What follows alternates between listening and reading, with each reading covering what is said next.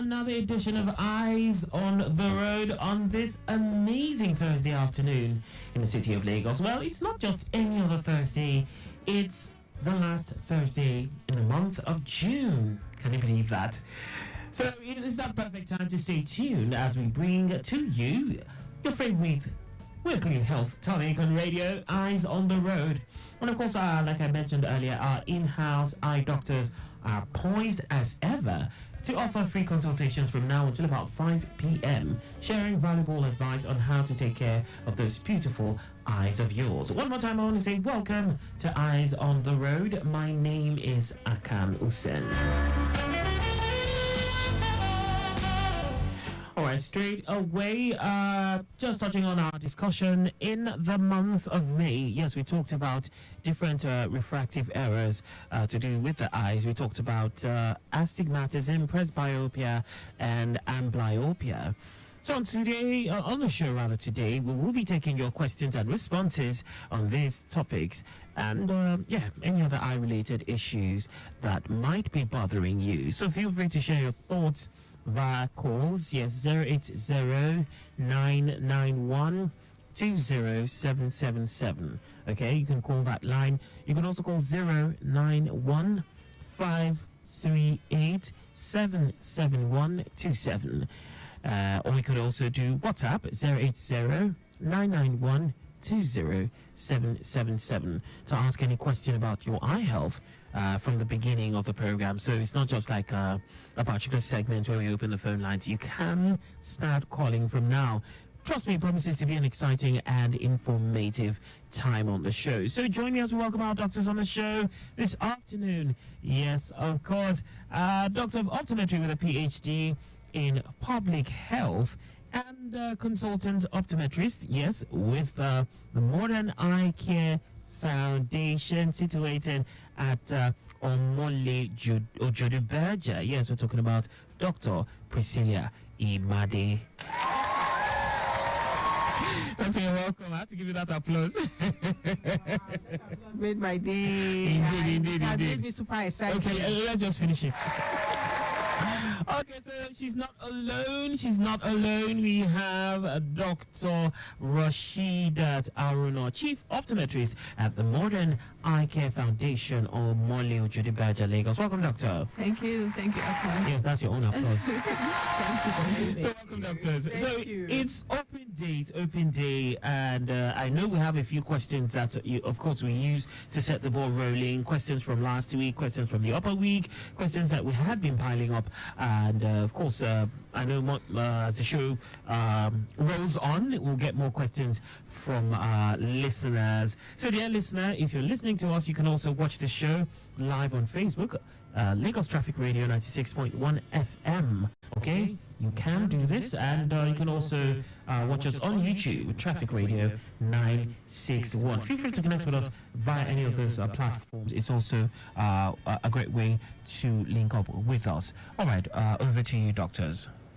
Thank you very much, Akan. It's a beautiful Thursday afternoon. Indeed. No rain today. The traffic is huge.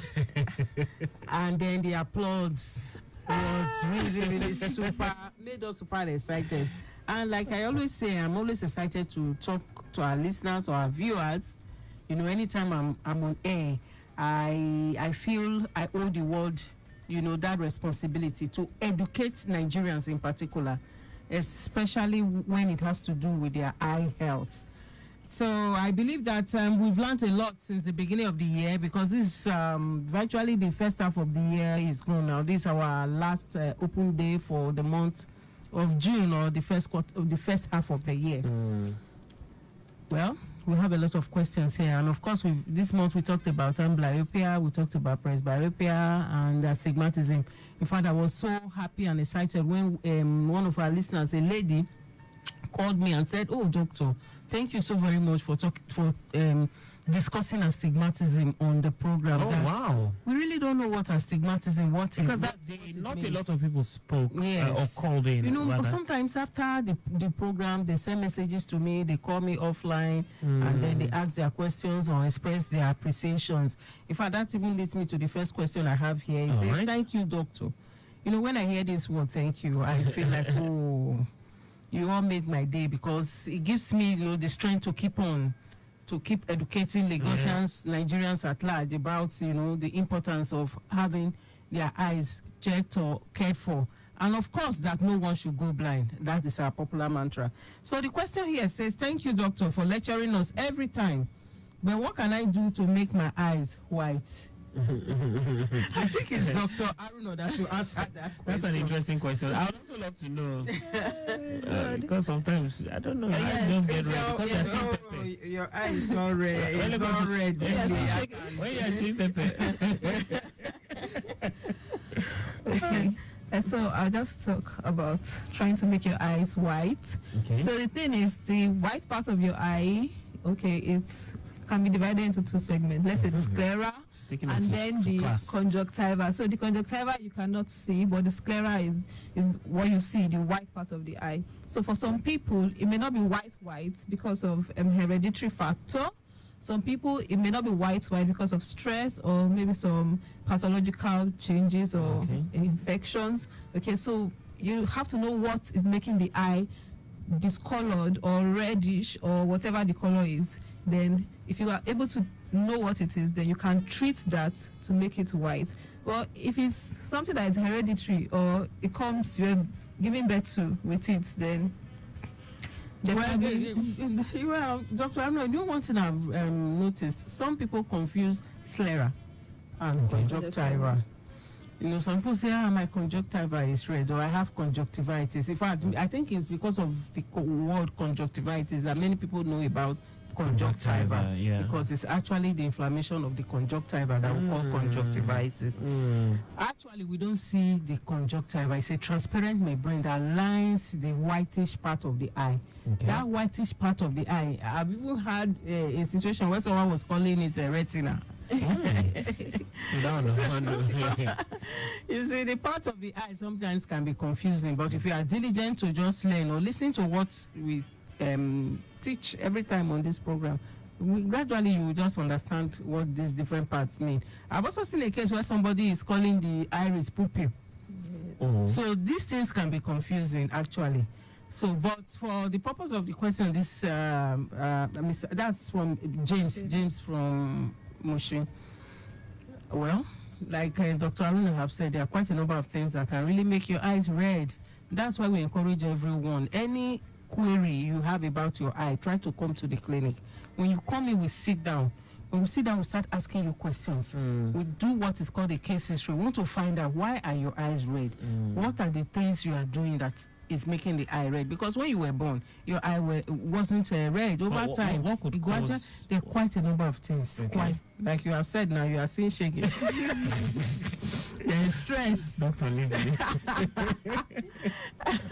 There are quite a number of factors that can make the eye red. Infection can make the eyes red. Yes. And then the skin, how dark you are, the melanin you have in your body can actually, in some people make their sclera, that's the white part of the eye, to appear dark. Also, for some people in childhood, they had repeated attacks of allergic conjunctivitis or venal conjunctivitis and various other forms of that could conjunctivitis. Leave the eyes red. Yes, over time, it becomes an abuse. It's like you have a white cloth. Every time you are staining it with blood and you wash. How about smoke over and time, dust? yes.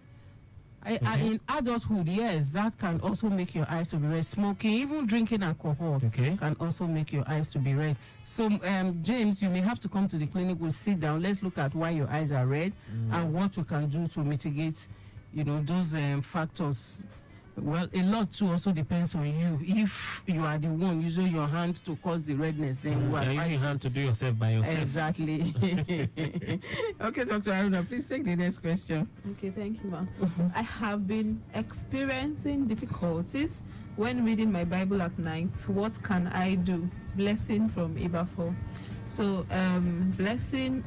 So, I don't know how old you are, all right, but if you are within the presbyopic age, which is from 40, for some people maybe earlier than 40, but from 40 upwards, a lot of people experience what is known as presbyopia. So you have difficulties reading prints that are tiny, especially, very tiny prints. So you need to go for an eye examination, and a proper test to be conducted, and the right reading glasses to be recommended. And so it's something that comes with aging. For some people, they are hyperopic.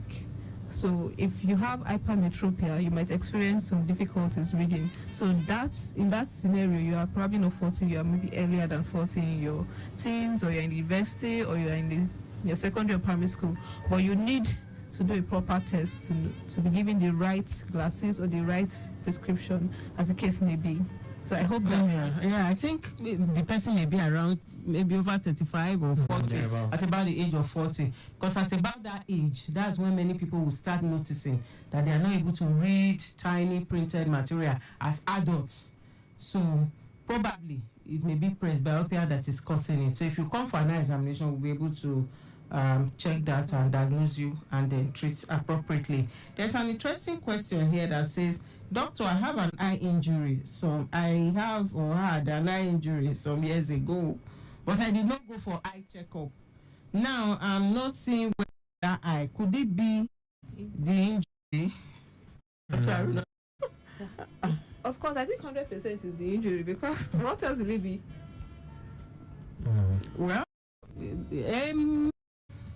it may be possible. We don't know whether immediately after the injury he noticed that he wasn't seeing, or it was much later.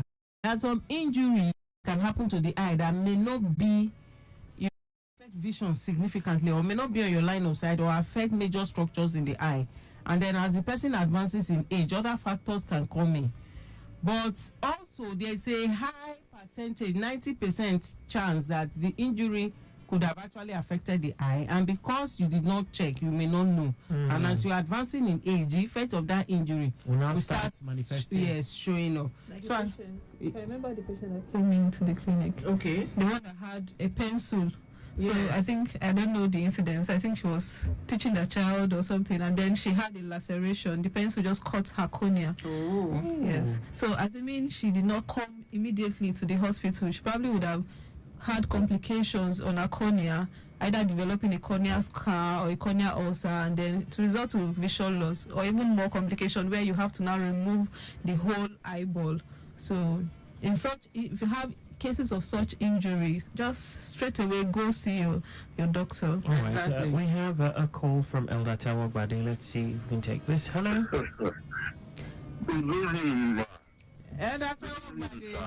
Welcome, Elder. Our elder. You're welcome back. Thank you, sir. Thank you for the job well done. Thank you very much, sir. I hope this time around you bring our university. We have invited you to the studio. Just come. You will give you your own. Well done. Thank you very much. I'm far away from that place now. Yes, you said so. But notwithstanding, what you are discussing now is tiny something. I mean, tiny letters. Is this something you worried about at a later age? Okay. Okay. Could that be presbyopia? That's what I mean. Yes. Yes. All right. Sir. I will be listening. All right. Okay. Thank you very much for calling. Well done. All right, doctor. All right, yes, sir. So tiny letters, yes, it's something you should worry about as you grow older. Okay, some people, they become very scared and they feel, am I going blind, or is there a spiritual attack somewhere? I cannot read again. No. And they are scared. They are really scared. Yes. So it's something you should worry about. Once you notice it, just go straight to the hospital. Don't just, some people, they just go over the counter medication and they feel eye drops. Well, doctor, I'd like to establish this. It's normal that at a certain age, say 40 plus, Yes. your eyes, you actually Your reading start ability. having difficulty in reading small print. Yes. Because okay, so I don't want to point fingers at any religion, but I was somewhere and someone was alluding to the fact that a certain somebody in the Bible at a certain age could still, his sight did not fail him, making no, they didn't say tiny prince now, of course, in the Bible, but that his sight did not fail him, making us feel like it's not normal, it's not natural. See, there's a physiological pathway. I want you to talk about this. Yes, God that created us. Yes. Created us in such a way that from the day you are born, you start counting your days. That's why we say 1 day old. Yes. We say 4 years old. We say 60 years old. We don't say 1 day young. Yeah. We don't say 40 years young. And we don't say 60 years young. Because your age is counting, is ticking. That's why we say old. And as you are getting old, the structures in your body, especially your eyes too, they are getting old.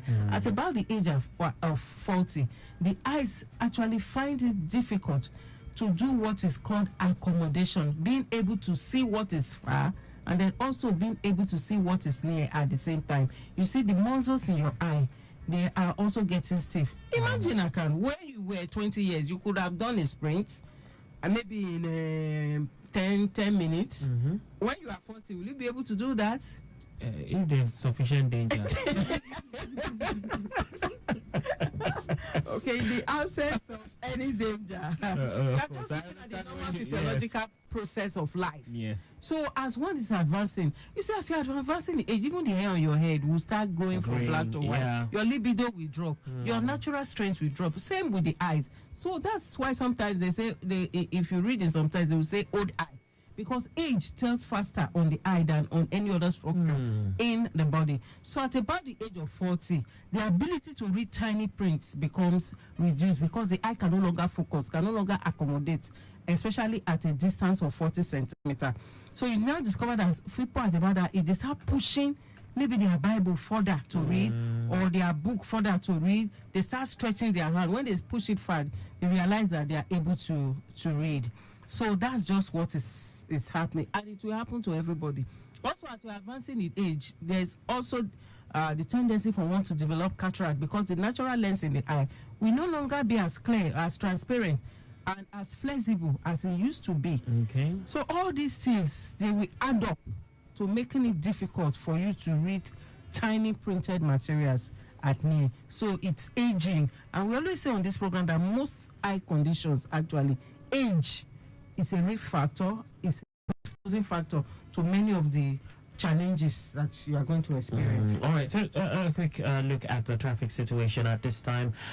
So we have this one as regards the earlier reported impediment I spoke about, that's Antonin was Obanikoro, where we had a minor accident involving a truck and a Mercedes-Benz Jeep, where of course I told you the traffic managers were on ground managing things. Both impediments have been cleared off the road and better movement has been restored as we speak. So if you're headed in that direction, you have nothing to worry about. Just take it easy on the roads and watch out for other road users. Okay, so it's open day. We still have a few minutes before the end of the show. Feel free to call in with your questions and concerns. My doctors in the studio, Dr. Priscila Imade and Dr. Rashida Taruno, still on ground, ready to answer every of your questions and concerns. Do not forget, Dr. Priscila's book is also up. I Care the Right Way. So do not forget, you can all get a copy of that. It's very much available. 080-991-20777 and 091-538-77127. You can call. We're still here and ready to take your calls. So doctors, back to you. Okay, Dr. Aruno, there's an interesting question here that says, Doctor, what's the difference between glaucoma and cataract? My grandmother had that question before. has both.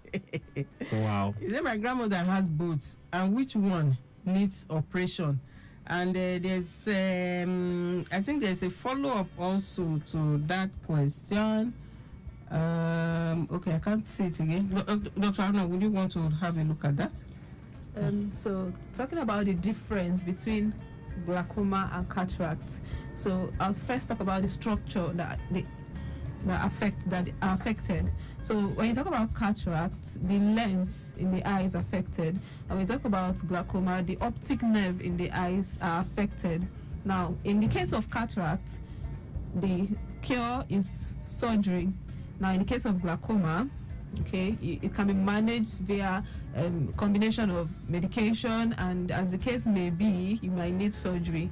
Now, glaucoma causes irreversible vision loss. That means if the vision is gone, it is gone. It can't be reversed. But in the case of cataract, it can be reversed. All it takes is to take out the bad lens or the cataract lens, and then an intraocular lens will be placed in, and then you have your vision back.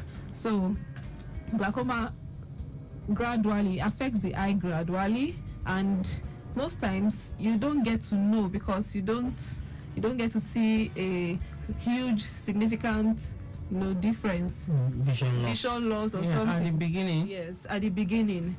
But in the case of cataracts, you get to notice gradual painless vision loss.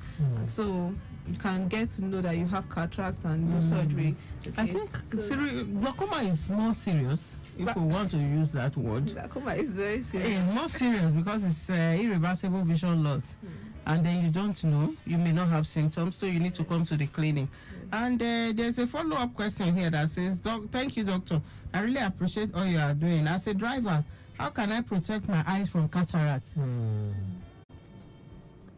Well, I think as a driver, your eyes are exposed, especially to wind, dust, and environmental factors, which can actually increase your risk of developing eye problems. So I think it's good to protect your eyes. Like I always say on this program, wear glasses to drive. There's nothing wrong in wearing glasses to drive. Also, because your eyes are always on the road, you drive with your eyes. So you use your eyes, especially for whether you are interstate or within state within the state driving. Your eyes are always open. So there's a tendency for your eyes to be stressed. And if there are underlying, eye problems, some of these things or your occupation could actually make it more pronounced. The best thing for you is to have your eyes checked. Let's even know. And then family history too. If you take alcohol, if you drink, all these are predisposing factors.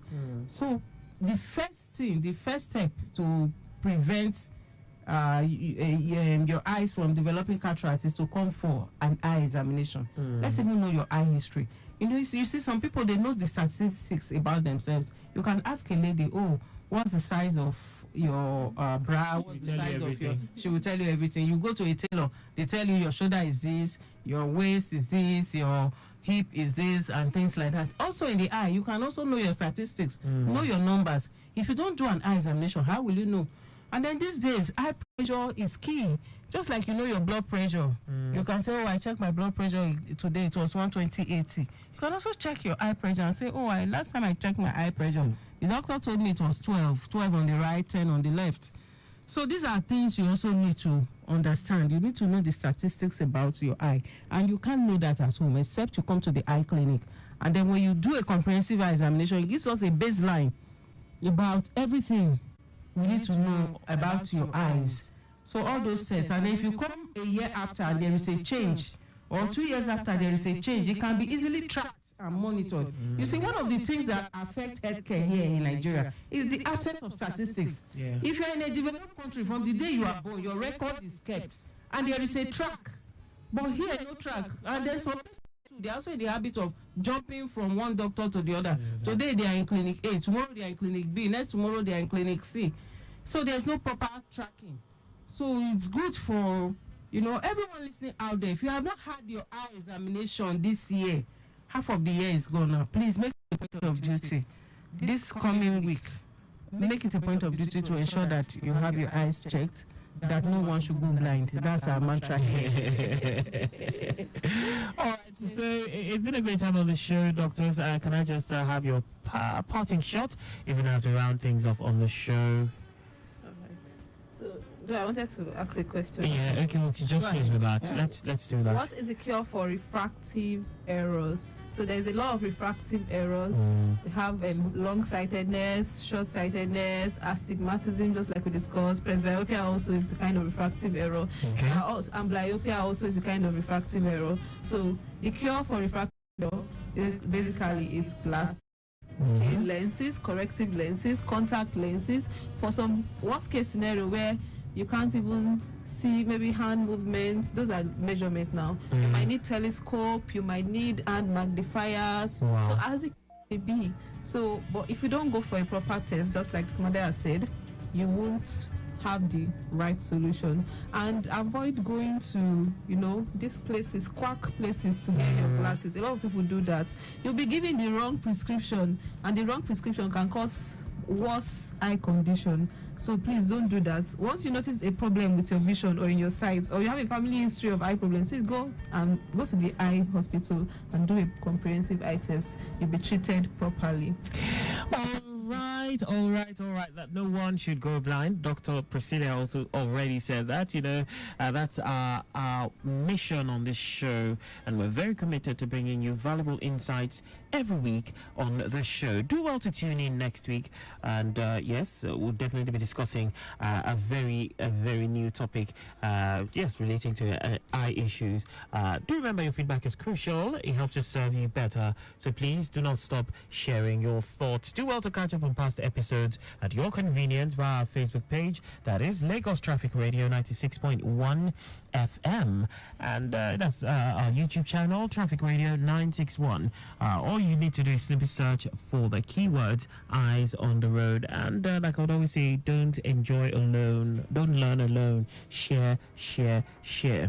A big shout out to Dr.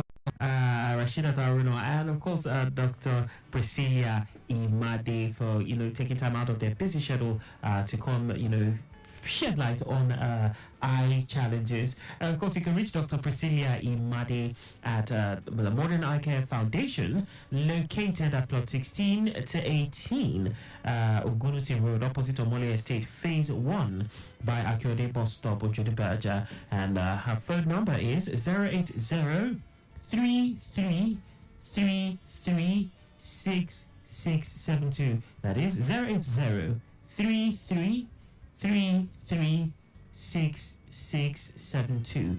A big thank you to our production team led by Micah Arocha, and of course big ups to our executive producer Tayo Akonle. I am Akan Usen, wishing you a safe drive to your various destinations. Bye for now, and see you next week in a new month.